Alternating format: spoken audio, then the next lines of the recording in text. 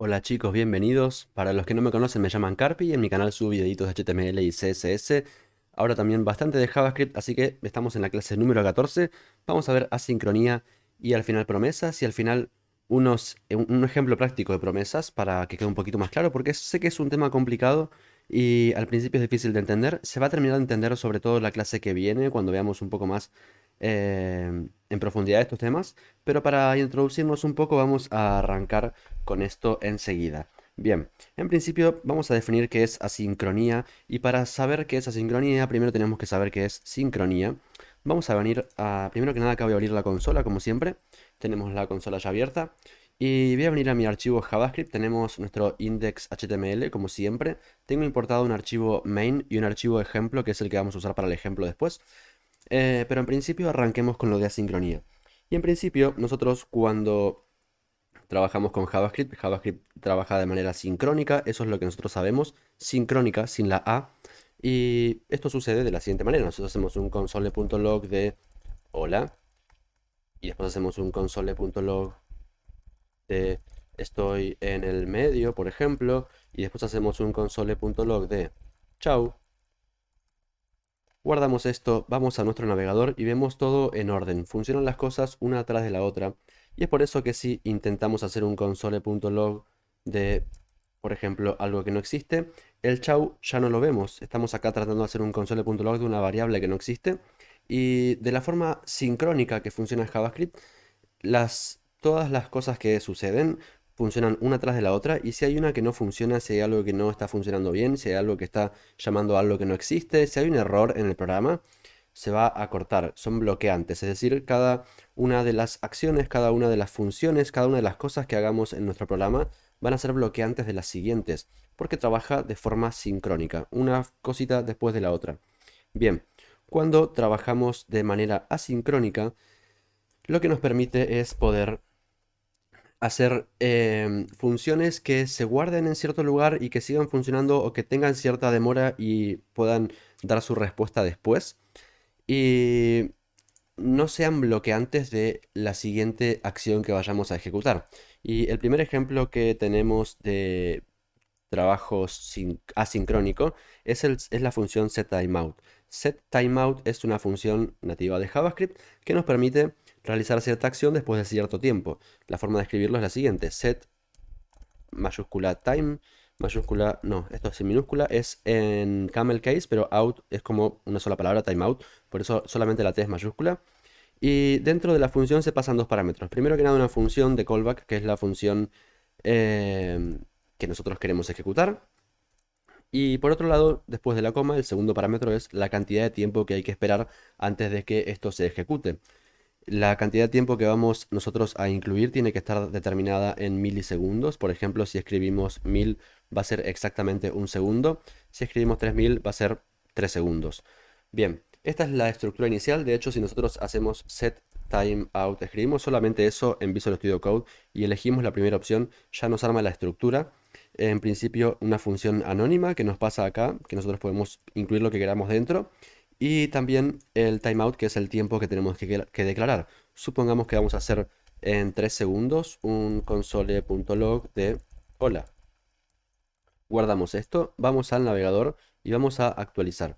Cuando actualizamos esperamos 3 segundos y en nuestra consola va a aparecer el mensaje que le dijimos. Es decir, estamos generando ahora una secuencia asincrónica, estamos mostrando algo mucho después de que nosotros lo llamamos, mucho después de que nosotros escribimos esto. Y de hecho, setTimeout funciona un poco raro y es un poco difícil de entender al principio. De hecho, el modelo asincrónico es un poco difícil de entender porque si nosotros, por ejemplo, dejamos esto en eh, estoy por, estoy por la mitad y hacemos un console.log de hola y hacemos un console.log de chau. Si guardamos esto y vamos al navegador, vamos a ver que nos devuelve, primero que nada, cuando actualizamos hola y chau instantáneamente, y al final nos devuelve estoy por la mitad. Bien, a pesar de que lo escribimos en el medio, ¿no? Y eso pasa porque en este modelo asincrónico, como decía, estas funciones que vamos nosotros a empezar a usar para que nuestro código sea sincrónico, para que traiga información de una base de datos y no sabemos cuándo va a llegar, entonces no queremos que el resto del programa se frene por eso y no se siga ejecutando, lo podemos hacer con funciones asincrónicas, lo que determina que no son bloqueantes de lo que sigue, esto simplemente es como una especie de cajita en donde se guarda esta información, se guarda este setTimeout y se ejecuta después de que el programa termine de ejecutarse. Una vez que se ejecuta todo el resto, esto que se guardó, esto que tenemos acá en el medio, se va a ejecutar. Por eso es que incluso si ponemos un timeout de 0, vamos a ver que estoy por la mitad, a pesar de que actualicemos de nuevo, estoy por la mitad siempre se va a ejecutar a lo último. A pesar de que está en el medio de todo esto, a pesar de que tiene menos tiempo del que podríamos dedicarle, nosotros le dijimos 0 segundos, a pesar de que tiene 0 segundos, incluso se ejecuta al final. Y eso es porque cuando hay una función asincrónica en nuestro programa, lo que hace nuestro programa es leer. Lee de arriba hacia abajo siempre, como decimos en JavaScript. Por el modelo sincrónico, incluimos algo asincrónico. Entonces lee console.log hola, lee setTimeout, es una función asíncrona, entonces la guarda para verla más tarde cuando termine de ejecutarse todo el programa. Sigue con el resto del programa, sigue leyendo todo lo que haya abajo y al final es cuando devuelve lo que sea que haya acá. No importa el tiempo que haya acá escrito, siempre lo va a devolver al final. Por eso son asincrónicas y por eso tampoco bloquean al resto del programa. Por eso podemos, si ponemos esto acá, ver hola y chau, a pesar de que tenemos un error en el medio. Fíjense cómo cambia al ejemplo de antes. Sin el setTimeout, esto no podíamos hacerlo. El chau no se veía porque al ser sincrónico era bloqueante. Ahora simplemente se guarda en un espacio extra. Se guarda la información ahí, a pesar de que no exista, a pesar de que devuelva un error, no va a cortar el resto del programa. Bien, eso es importante saberlo. Además de setTimeout, también tenemos una función asíncrona que se llama setInterval, que en lugar de realizar algo después de cierto tiempo, lo que hace es realizar algo cada cierto tiempo. Y vamos a suponer que tenemos, por ejemplo, un setInterval, se escribe de la misma manera, setInterval. De hecho, si ponemos setInterval, Visual Studio Code nos devuelve ya la sintaxis entera. Y fíjense que es lo mismo, ¿no? Tenemos la función, igual que arriba, una función que le pasamos como parámetro, acá en este caso una función anónima, y un intervalo que es la cantidad de tiempo que queremos que espere entre cada uno de estos elementos.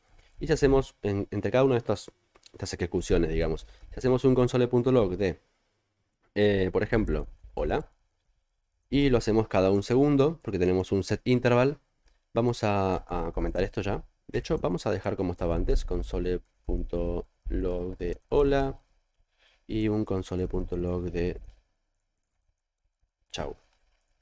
Y así les queda el ejemplo también en los archivos en la descripción. Voy a comentar esto y ahora sí, tenemos el set interval con un console.log de hola y reproduciéndose cada un segundo. Si guardamos esto, vamos a ver que, y acá en Firefox nos lo va agrupando, creo que esto se puede configurar. Eh, lo tengo desactivado, pero igual se agrupan. Pero bien, vemos que tenemos acá el numerito este subiendo cada vez que se reproduce. Cada un segundo esto está imprimiendo hola en la consola. Creo que lo podemos hacer mejor si ponemos hola y chau en el mismo set interval. Así vemos cómo se van apareciendo cada un segundo. Entonces cada un segundo aparece hola y chau. Esto es un loop totalmente infinito. Y para poder cortar con estos loops se usa otra función asíncrona también que se llama clear interval. Y acá le podemos, y en principio lo que deberíamos hacer es guardar esta función en una constante para después poder cortarla. Voy a... ahí está, así no me queda reproduciendo infinitamente ahí en el navegador. Y lo que podemos hacer es, de nuevo, supongamos, vamos a hacerlo diferente para poner un ejemplo más práctico también. Supongamos que tenemos un contador, ¿no? El contador arranca en 0 y queremos que en la consola nos vaya imprimiendo cada un segundo un numerito, 1, 2, 3, 4, 5 y así. Tenemos entonces, podemos pasar en una función, guardar el intervalo, por ejemplo, intervalo en una constante y le decimos que equivalga a esta función, setInterval. Le pasamos, esto va a ser una función como la de setInterval, igual que la hicimos antes. Acá dentro del setInterval, en lugar de hacer el console.log, como lo hicimos acá arriba, vamos a hacer que contador sume 1 cada vez que esto se ejecute y que haga un console.log de contador. Si guardamos esto, vamos a ver que esto nos va a hacer un loop infinito que no queremos, así que lo vamos a frenar porque no le puse el tiempo. Esto acá debería llevar un segundo. Y ahora sí tenemos 1, 2, 3, 4 imprimiéndose cada un segundo. Bien, esto es lo que podemos hacer con setInterval. Y para frenarlo tenemos que haber guardado este intervalo en una constante o en una variable, da lo mismo si es const o let, pero tenemos que darle un nombre para después identificarlo cuando lo queramos parar. Y la forma de pararlo, vamos a suponer que lo queremos frenar acá. La forma de frenarlo sería hacer un clear interval y pasarle dentro del parámetro de esta función el nombre de la variable donde guardamos el intervalo y vamos a poner intervalo, que así se llama nuestro intervalo. Ahora vamos a ver que solamente se reproduce uno porque después de hacer este contador y este console.log lo estamos frenando automáticamente, pero podemos hacer algo como por ejemplo if contador es igual a 5 que haga un clear interval y de hecho vamos a poner un console.log de el contador se frenó, por ejemplo. Vamos a guardar y vamos a venir al navegador, vamos a ver que reproduce 1, 2, 3, 4, 5 y cuando llega a 5 nos avisa que el contador se frenó, el interval se terminó en este caso. Y de la misma forma podemos frenar un set timeout. El problema con el set timeout es que es muy complicado poner el ejemplo porque se frena y no se reproduce básicamente, pero la forma de escribirlo es lo mismo, es clear set timeout, perdón, clear timeout en lugar de set interval es clear interval y en lugar de set timeout es clear timeout. Lo mismo que con el interval. Bien. Ahora vamos al tema importante de esta clase que son las promesas, porque acá es en realidad donde vamos a empezar a aplicar toda la magia de la asincronía y las promesas son, la promesa en sí en JavaScript es un objeto que representa un evento a futuro, algo que en principio, y el ejemplo más común es información que va a venir desde una base de datos, por ejemplo. Em, Información que vamos a traer y que todavía no sabemos qué es, exactamente cuánto es. El ejemplo típico es el e-commerce. Tenemos todos los productos en una base de datos. No sabemos cuántos son, no sabemos cuáles son. Sí sabemos por ahí su estructura, sabemos la estructura con la que esto nos va a devolver. Sabemos que es un array de muchos objetos que representan a cada producto y que tienen varias propiedades como ID, nombre, foto, lo que sea. Bien, lo más común es ese ejemplo y una promesa es, no sabemos qué va a traer ese array, pero sabemos que es un evento futuro que nos va a dar una respuesta. Puede ser positiva o puede ser negativa. Y la forma de crear una promesa es la siguiente. Ponemos new, creamos un objeto promise. Este es un objeto creado con un constructor de JavaScript que ya viene nativo, no hace falta hacer nada antes de usarlo. Creamos una new promise y como parámetro recibe dos parámetros que son resolve y reject. Creamos adentro de new promise una función anónima con, en este caso, una flecha, ahí está. Resolve y reject. Resolve va a representar cuando la promesa traiga lo que queremos, que no traiga ningún error. Y reject va a representar cuando se rechace la promesa, cuando llegue con algún error. Y ya lo vamos a ir viendo ahora en ejemplitos.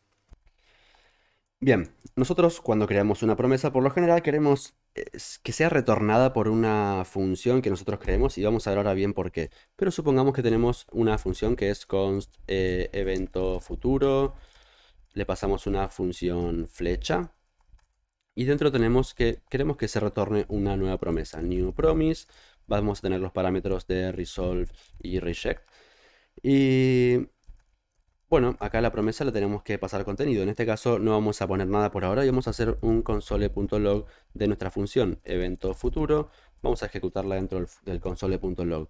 Vamos a ver que cuando vemos esto en nuestra consola nos devuelve una promesa, acá dice promise, y el estado que tiene es pendiente. En principio, las promesas, si no tienen nada, si no nos devuelven nada todavía, lo que nos devuelven es un estado de pending, que significa pendiente, y todavía no sabemos su respuesta. Esto va a quedar así porque todavía no dijimos qué hacer cuando se resuelva o se rechace. Pero tenemos que saber que en principio las promesas son, como dijimos, ¿no? Un objeto que nos va a devolver algo en el futuro, que en principio empiezan con el estado de pending, de pendiente, y que podemos empezar a manipularlas. ¿Cómo podemos lograr eso? Bien, en principio, cuando la función se resuelve, cuando entramos al resolve, cuando lo que nosotros queremos se cumple y viene lo que queremos realmente de esta función, La promesa va a cambiar su estado de pending a fulfilled, que es completada, o si no, si entra en reject, va a cambiar su estado a rejected, que es rechazada. Y bien, un ejemplo que vamos a hacer es pasarle un parámetro a esta función que nosotros queremos ejecutar. El parámetro en este caso, bueno, como saben en las funciones, el parámetro se usa porque no sabemos qué nos va a venir. En este caso queremos pasarle una resolución, una respuesta, lo que sea que nos venga. Y si, vamos a pasarlo así, if res es verdadero, vamos a hacer este ejemplito y luego en el ejemplo práctico del final va a verse todo un poco más claro cómo funciona y para qué funciona realmente. Y lo que queremos es que haga un resolve de promesa resuelta. Esto es lo que nos va a devolver entonces resuelta. Esta promesa si lo que le pasemos como parámetro es igual a true.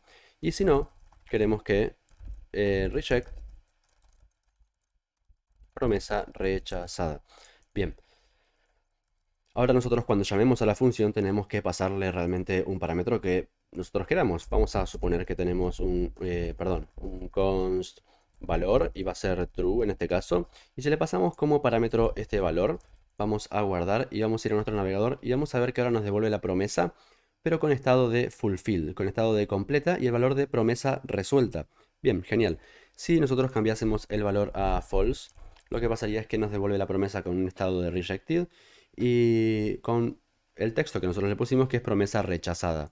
Bien, esto en principio está bueno verlo así, pero sí que estaría bueno verlo en un ejemplo más práctico y podemos verlo incluso, vamos a hacer lo siguiente, vamos a hacer acá dentro de nuestro return un set time out que tarde unos 2000 milisegundos y vamos a hacer lo mismo, if.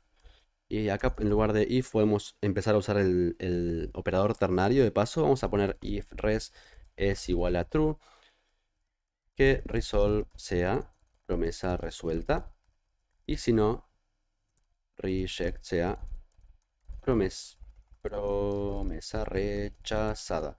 Bien, vamos a dejar el valor de valor en true. Vamos a guardar y vamos a ir al navegador y vamos a ver que nos devuelve la promesa en estado pendiente. Claro, acá nos devuelve en estado pendiente. Porque cuando nosotros ejecutamos esta promesa, no sabemos cuándo se va a resolver. De hecho, si le cambiamos el valor a false, va a pasar exactamente lo mismo.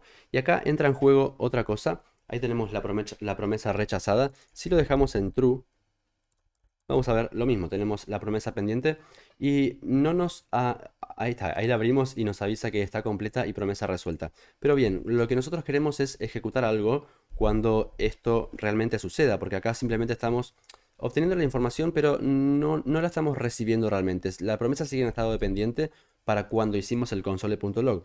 Entonces nosotros tenemos que pasarle ciertos métodos a esta función que tenemos para saber cuándo se ejecutan, cuándo nos trae una respuesta, realmente mostrarla. La respuesta la va a traer dentro de 2 segundos en este caso. em, y no la estamos pudiendo mostrar porque acá estamos mostrando este console.log que se está ejecutando de forma sincrónica y vemos que nos dice pendiente, si la abrimos nos dice pending todavía, después se resuelve y ahora ya no lo muestra más después de los 2 segundos, pero no es la forma en que vamos a trabajar con las promesas. Nosotros estamos acá armando la función, nos retorna una nueva promesa, le decimos que después de 2 segundos nos devuelva todo esto que tenemos acá. Bien. A lo que nos devuelva entonces esta promesa, podemos concatenarles unos métodos que nos traen estas cositas que vamos a hacerlo de la siguiente manera. Vamos a llamar a evento futuro y le vamos a pasar valor como parámetro de nuevo. Esta función que tenemos acá arriba. Y lo que queremos es que cuando se ejecute esto, cuando nos traiga una respuesta, y la forma de saber si esto nos trajo una respuesta es con el método then. Ponemos .then a nuestra función que retorna la promesa y acá add es de nuevo un método, tenemos que pasarle un parámetro, por ejemplo response o respuesta, lo que se suele poner es res o res como arriba o response, pero da igual realmente el nombre del parámetro que le pasemos. Y lo que queremos que haga con esto, por ejemplo, sea un console.log de ese response. Bien, al final puse response, ahí está. Vamos a guardar esto y vamos a venir al navegador. Y vamos a ver que ahora nos devuelve promesa resuelta, que es el texto exactamente que pusimos acá. Estamos entonces haciendo un console.log de esa respuesta. Bien, este den lo que se suele hacer es escribirlo abajo porque después se concatenan más cosas. Y para ordenarlo un poquito vamos a ponerle los correspondientes paréntesis a este parámetro. Y esto va arriba, pero vamos a pasar... Bien, vamos a pasarlo como debemos. Así lo tenemos bien completito en el ejemplo. Ahí está.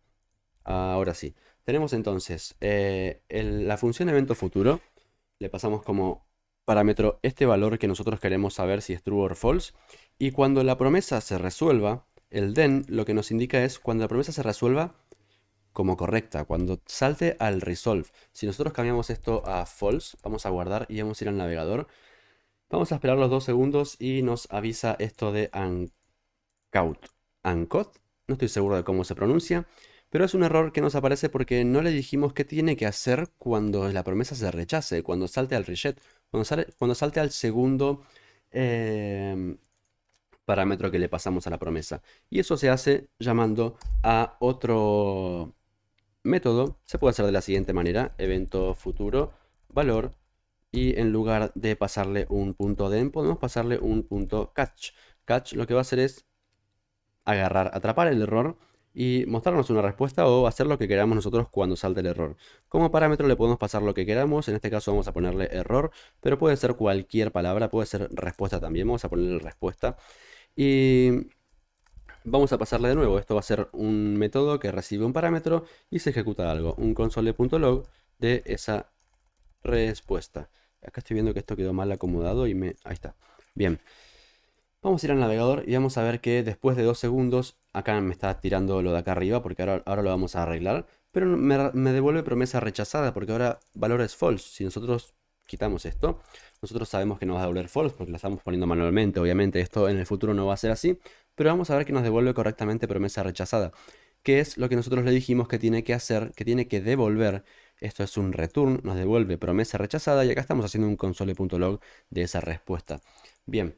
Esto por lo general se suele hacer directamente en la misma función. Tenemos entonces un método den, un método catch, y lo que hace el den es entrar y hacer cierta acción, lo que nosotros queramos acá dentro de esta función, si la promesa se resuelve en resolve. Si la promesa se resuelve en reject, si por algún problema o por algo que nosotros estamos decidiendo acá, porque acá le estamos preguntando si es true, si lo que nosotros le pasemos como parámetro acá es true, nos resuelva la promesa, y si no, que nos la rechace.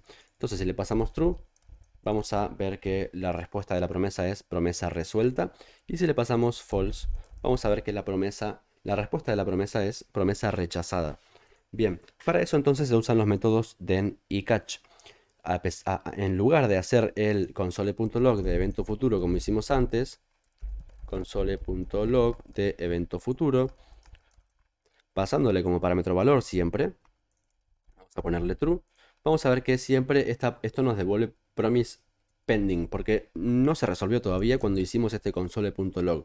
Lo que hacen entonces los métodos den y catch es esperar a que la promesa devuelva algo, en este caso la función que nos retorna esta promesa devuelva algo. Cuando devuelve algo, se fija si tiene que saltar al den porque estuvo en resolve, salta al den y hace lo que le digamos acá con esa respuesta que nos traiga, o si la rechaza, salta al catch y nos devuelve un mensaje o lo que nosotros queramos ejecutar cuando la promesa viene rechazada.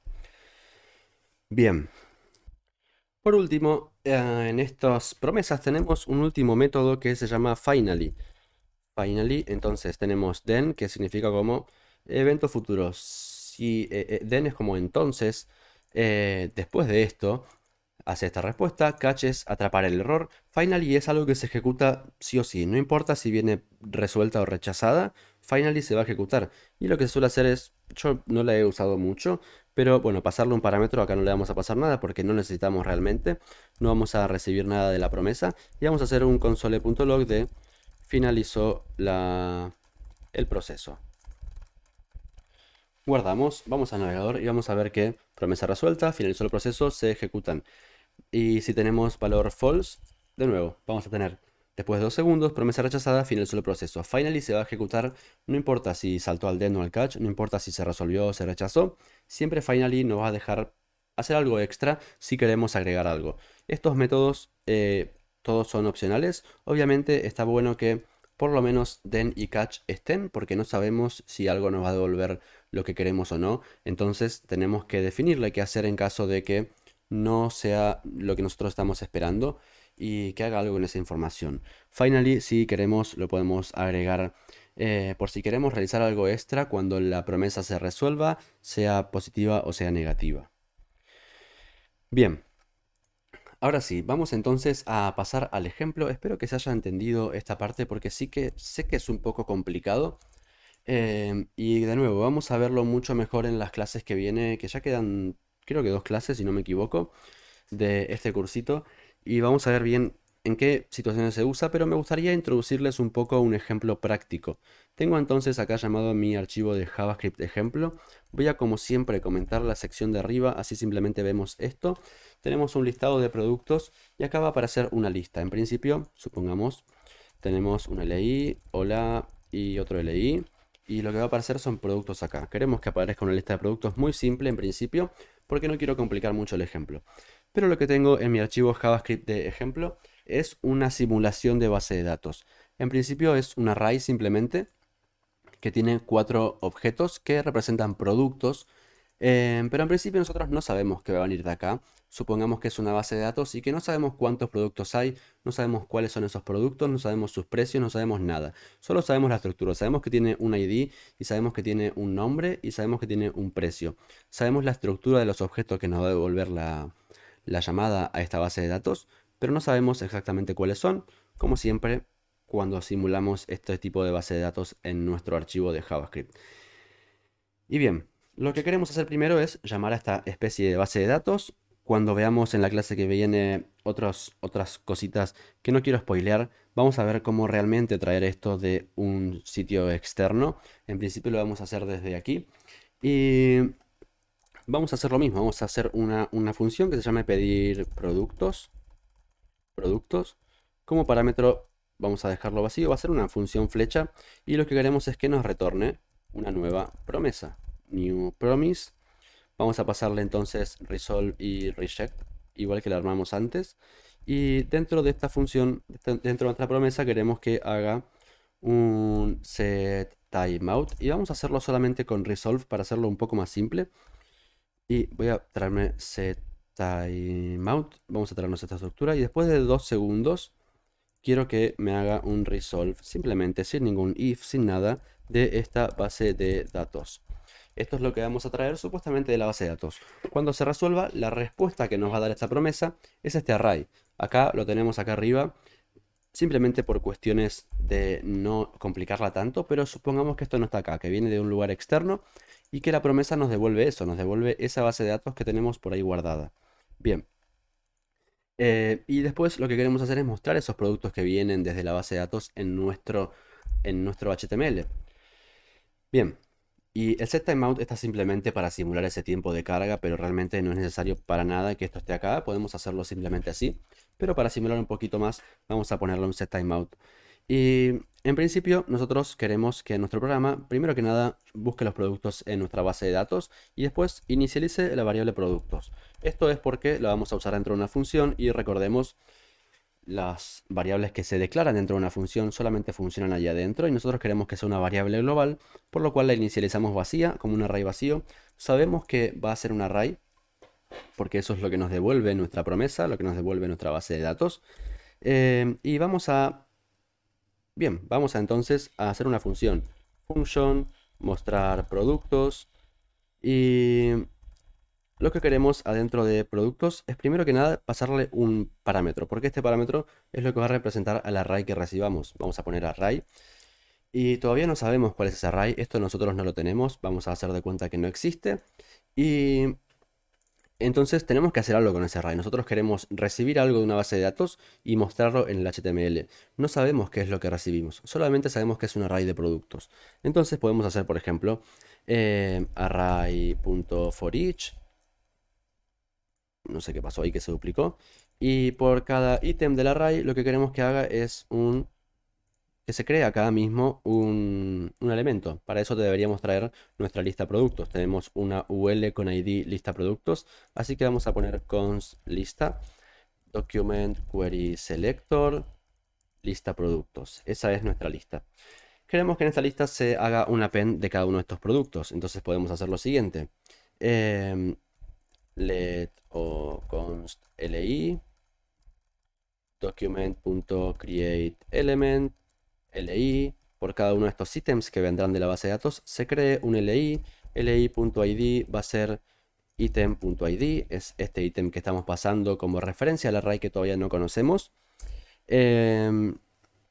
li.textContent va a ser igual a, y acá le podemos pasar item.nombre y le podemos pasar también item.precio, por ejemplo. Bien, y después hacemos un lista.append de ese li que nosotros tenemos.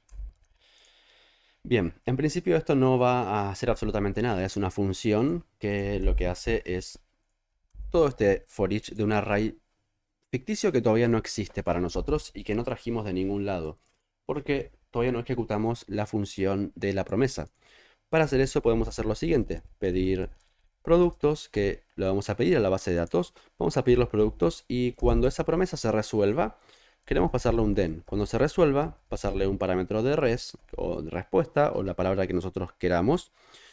Y lo que queremos que haga con esa respuesta es que haga un, primero que nada, a productos asignarle esa respuesta. Nosotros queremos que esta variable de productos se rellene con esa respuesta. Si hacemos un console.log de productos, vamos a guardar, vamos a venir a nuestro navegador y vamos a ver que después de 2 segundos nos devuelve ese array con los productos que nosotros teníamos en la supuesta base de datos que no conocemos. Bien, ahora con esos productos podemos simplemente llamar a mostrar productos y como parámetro pasarle esa variable de productos que tenemos. Productos, guardamos, vamos a nuestro navegador y vamos a ver que después de 2 segundos nos aparece la lista acá. Y es la misma lista que nosotros creamos recién, es el LI con el ID que le pasamos de cada producto, con el texto y el precio de cada uno de nuestros productos de nuestra supuesta base de datos que teníamos acá arriba.